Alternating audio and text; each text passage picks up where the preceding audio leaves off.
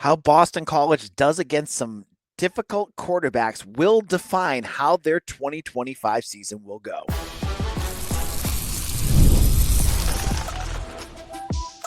You are Locked On Boston College, your daily podcast on the Boston College Eagles. Part of the Locked On Podcast Network, your team every day.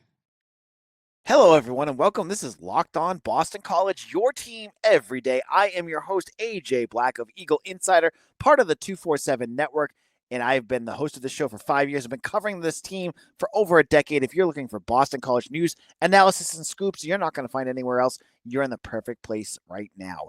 Locked On Boston College is a daily Boston College podcast available 5 days a week on YouTube or wherever you get your podcasts, and you are in the right spot to get some more. This episode is brought to you by Monarch Money. Take control of your finances with monarchmoney.com. Use code LOCKEDONCollege at monarchmoney.com for 50% off your first year. On today's show, we're all about looking at Boston College opponents in the 2025 football season. We're going to stick with quarterbacks, the most integral position. Who does BC have the edge over? What non-conference quarterbacks will BC be facing this season? And how will that ACC slate look for them? We're going to get into all the quarterbacks and get all the details on today's show. Now, quarterback is obviously the most critical position on the field at any level, whether it's college, pros, high school, whatever.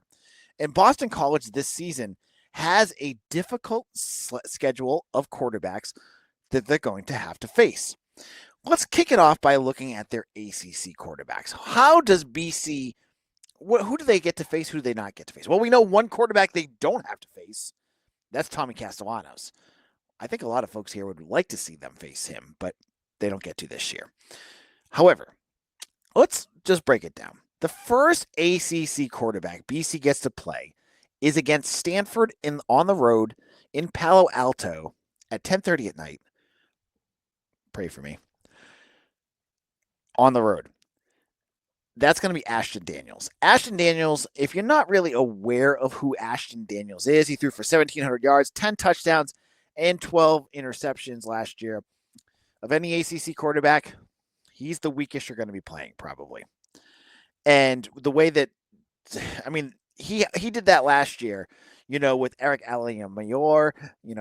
They had at least a few other weapons they could have gone to. He didn't have any of that this year. The entire team is gone, except for Ashton Daniels. So he's the first one you get to play. Then you get Cal at home. Cal has, they're an interesting one. And ESPN projects that Jaron-Keawe, Jaron-Keawe,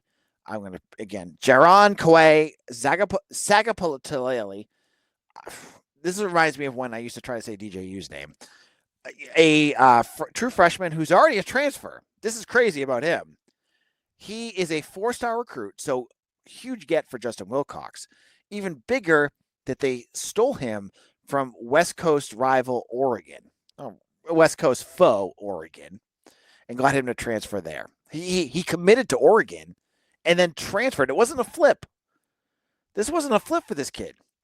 Now, there's a lot of hype about Jackson, and I think there's a good reason for it. Now, of any quarterback BC faces this year, this is one quarterback that scares me.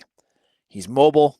He's a true freshman, but these are the kind of quarterbacks that sometimes when they hit BC, they get a little bit of juice and they catch him napping. So Jackson is one I watch for and I go, this is one that BC's got to be really careful about because he could be the kind of guy that, I've been projecting all along that my hope is BC goes 5-0 heading into Clemson. He's going to be one of the biggest issues I think they face. Then you get Pitt. You go on the road to Pitt. And you get the matchup you were supposed to get last year. Remember, last year they had Nate Yarnell, quarterback for Pitt. And it really wasn't the same Pitt team that was the first 7 games of that season. They had Eli Hostine, who obviously probably knows Dylan Larnagan very well. He had Pitt looking like contenders for the conference. I think they started the year off 7-0, and they brought in a new offensive coordinator. Their offense looked high powered. It was scoring lots of points. He gets hurt, really bad injury, and they finished the year 0-7. Really, you could see with Hosteen how important he was to Pitt. Now he is back, and I think he's going to be a real challenge. But the biggest challenge of all the quarterbacks Boston College faces next year, the biggest challenge, in my opinion, and there's a lot, is Cade Klubnik. Cade Klubnik of Clemson, got to be in the top 5 in terms of Heisman candidates for next year. This kid is legit. I'm buying high on Clemson this year. I think they have tons of talent all over that roster, whether it's Peter Woods or their wide receivers with Antonio Williams and Wesco. They've got talent everywhere in that roster. And Cade Klubnik is going to be the leader that gets them there. He is the toughest quarterback they face. Really, he really is. So I look at Klubnik and I say, of everything BC has to handle this year, that quarterback will be the most daunting matchup that they have. I almost want to say of any position that they have. Klubnik with those wide receivers is going to be, it's a tough one for BC. So I look at Cade Klubnik and I think there's a lot there. Then from Cade Klubnik, you head over to you get UConn. And I have to admit, I'm asking you guys right now, without cheating, without Googling, who is going to be UConn's quarterback? I had to look it up. I didn't know. I thought it was going to be, was it Fasano, the kid from Maine that we saw a couple of years ago? I was like, he seems to never go away. Maybe it's going to be him. Nope. They landed potentially a solid for them transfer, Nick Evers from Wisconsin. This was a former 4-star quarterback. He hasn't done anything. But you never know, but that's going to be for our non-conference quarterbacks. Let's get into our next ACC quarterback, because I kind of just jumped that one, and talk about Miller Moss. Miller Moss of Louisville is from USC. He played quite a bit for USC. And if you know anything about, their Jeff Brom, their quarterback, he is a quarterback whisperer. So Miller Moss threw for 2,600 yards, 18 touchdowns and 9 interceptions last year. This is a guy that's legit. And with a quarterback coach, in a quarterback heavy system, the sky's the limit for Miller Moss. Really, it is. And you get them on the road. So Moss is going to be a challenge. And they've got an excellent wide receiver. Louisville looks very, very good. So I said Cade Klubnik was going to be the biggest challenge. I honestly think there's 3. Miller Moss is number 2. I'll get to number 3 in a little bit. But I really do think I like him better than the quarterbacks they brought in the last 2 years. Louisville is not a team that seems to be developing anybody. It's just bringing in guys and then developing those transfers. Miller Moss will be the exact same thing here, but I really do like him. I think he's going to be a challenge. In our second segment, we're going to continue our ACC quarterback preview and then get into the non-conference. I already kind of sneaked in a little bit on UConn, but I've also talked quite a bit about ACC football, so we'll get into all that in just a moment.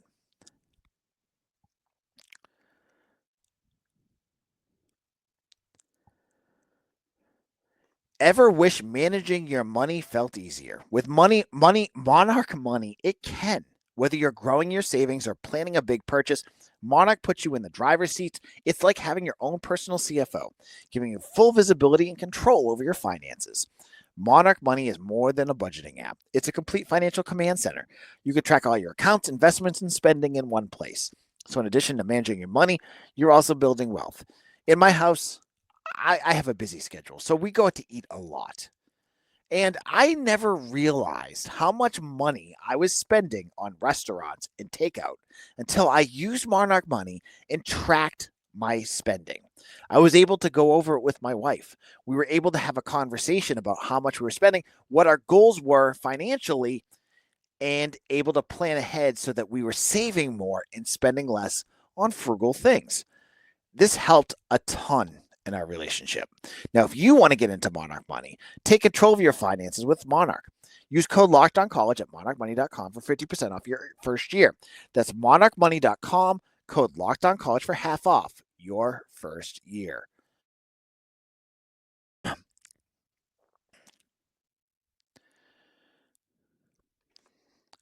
This is Locked On Boston College, your team every day. I am your host, AJ Black, and I want to welcome our first listeners, all of you out there that have made Locked On Boston College your first listen every day, whether you're doing it at the gym, while you're doing dishes, taking your dog for a walk.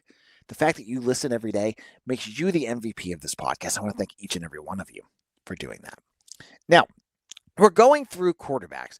It's a thought exercise. Who are these quarterbacks BC's going to play? It's something that we all talk about every time, but we need to know now that we're in July who are the projected starters. Even though BC may not know theirs, there's other schools that have theirs already. Next, we have three more quarterbacks in the ACC that we need to go over. One is a quarterback that really impressed me last year, and that's Kevin Jennings of SMU. Now, Jennings started against BC last year, and he had his moments, especially that first half, where BC had no answers. They could not stop Kevin Jennings both in the air. He had a good arm, and he really, to an extent, gives me poor man's Lamar Jackson vibes. Now, Jackson is way more explosive, but the fact that Jennings could move the ball so efficiently with his feet and with his arms reminded me a lot of Jackson. So I look at Jennings, and I see a quarterback that they played last year and had really were able to, they gave up points, and you're going to do that against a quarterback like that. But you also stopped him quite a few times in that second half. I like that matchup. You don't have Donovan Ezeraku this year. You don't have Cam Horsley. That's going to be a little bit more of a challenge, but you get him at home. Could this be a matchup where BC can finally take advantage and slow down a quarterback that a lot of folks really think highly of? I think this is one that really excites me on this roster, on the schedule. Then, in terms of the ACC matchups, you go against Haynes King. Haynes King is, in my opinion, the quarterback for Georgia Tech, on the precipice of a massive coming out party in terms of what kind of quarterback he can be. I think everyone who's watching this podcast right now or listening wherever you get your podcasts, watched that Georgia Tech marathon last year. And this wasn't Georgia Tech against Georgia. This was Haynes King against Georgia. Now, every time Georgia battled back and scored a touchdown in overtime and made a big play, who was it for Georgia Tech that scored and responded back? Almost every single time, it was Haynes King. This guy is a winner. He is a winner who's got it in his soul to win big games. We've only seen a taste of what Haynes King can do, I think. He does not have Eric Singleton, their dynamic wide receiver. But don't let that slip in terms of what you think of their offense. They brought in Eric Rivers, a wide receiver from FIU, who has a huge upside as well. So I don't think Haynes King is, not only is he not going to take a step back, I expect this quarterback to take 2 steps forward. This is one of the biggest challenges BC's going to face this year. And the fact that BC gets him later in the year is even more worrisome, because I think when you see Haynes King, he's going to continue to develop, continue to get that confidence that he has, and it's going to percolate the most at the end of that season. So I look at Haynes King and I say, that's a tough matchup right there. Now, the final game of the year, you have Syracuse. And I'm going to project out who I think their quarterback's going to be. They brought in the kid from LSU, but they also brought in Steve Angeli from Notre Dame. Angeli left Notre Dame because CJ Carr was going to be the starter. And he was going to go to a place where he probably could start. My guess is that kid from LSU is not going to start it at Syracuse. He just, from, the fact that you brought in another quarterback this late wasn't to bring competition. It wasn't to foster a spark under, that quarterback, Ricky Collins. It was because he wasn't going to do it. Steve Angeli from Notre Dame, he's a transfer who left because of CJ Carr. I expect him to be the starter. Now, I don't know at all what to expect from him. I would have said last year, I sold on Kyle McCord, and I was wrong. He did well. He did he threw for a lot of yards. Could Angeli do the same thing? They get him on the road. It's in the dome. That could be a challenge. That could be a house of horrors. So your quarterbacks that you play this year, there's a lot of potential there. And that's going to be a big challenge on your secondary. Luckily for Boston College, they have a good secondary that could hopefully slow them down.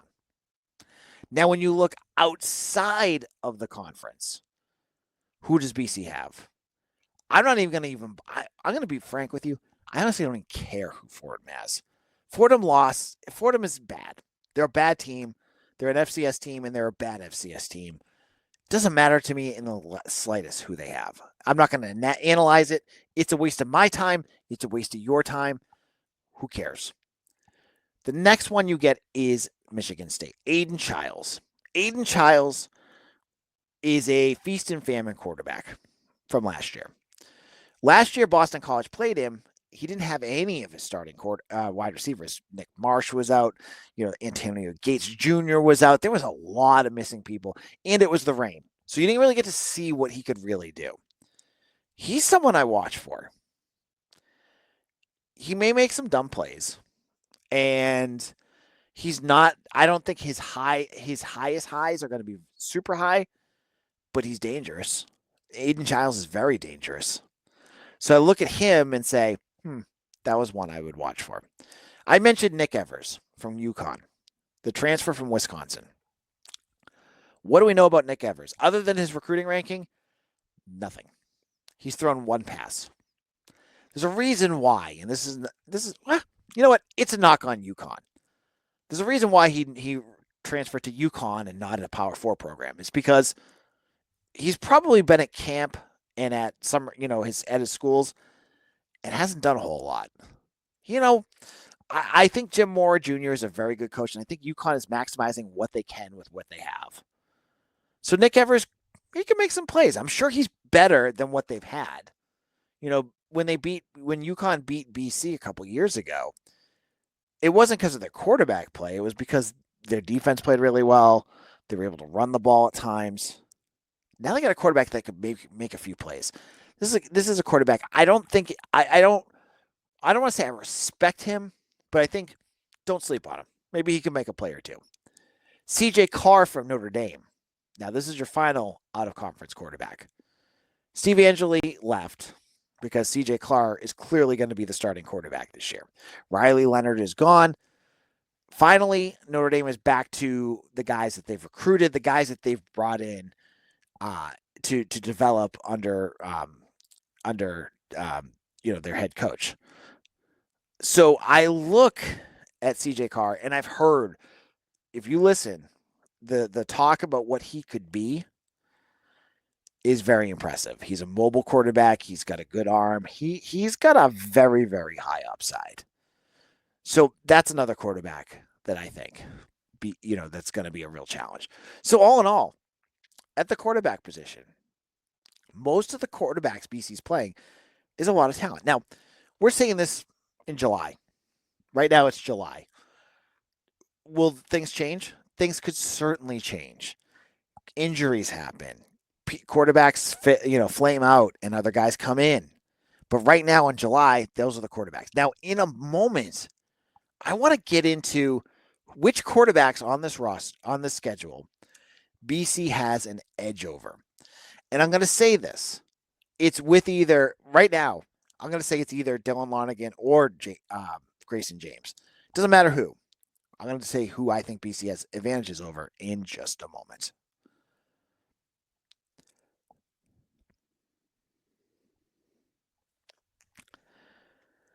This is Locked On Boston College. I am your host, AJ Black of Eagle Insider. And if you are looking for a second listen, something else to check out after the show, well, the first thing I want to say is go back and listen to my other episodes. If you want to hear recruiting talk, football talk, we have a lot out there right now. But if you're looking for something else, check out Locked On College Football with Spencer McLaughlin.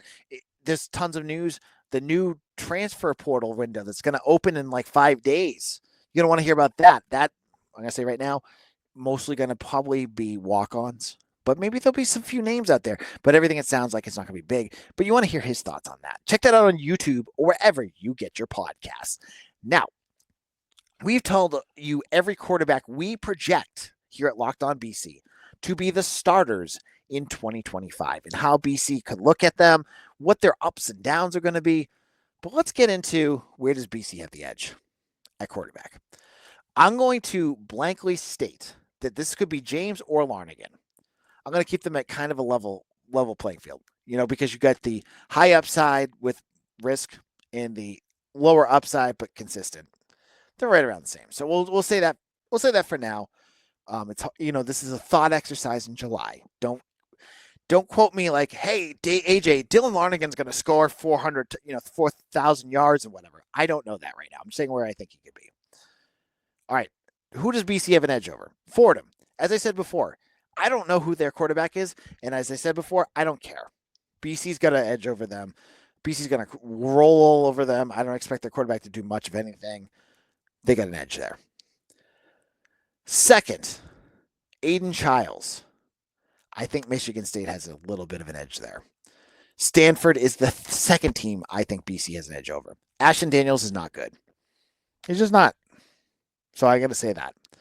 I'm also going to say BC has an edge over Cal. If they're going to go with a true freshman, I think BC has an edge over them because I also think that roster-wise, BC's quarterback has more to work with than Cal. Cal lost everybody. They're returning, I believe the stat I heard is one returning reception out of their wide receivers. One. So this may not be a knock on their quarterback, who could be the future of their program and could be very good. I just think he doesn't have a ton to work with, and I think BC will have the edge there. Then we head on over to Pitt. Pitt has a better quarterback. Eli Hostine, the quarterback, I think they have had a better situation, and he just, when he's healthy, has been better. I'm not naive enough to say as well as Cade Klubnik.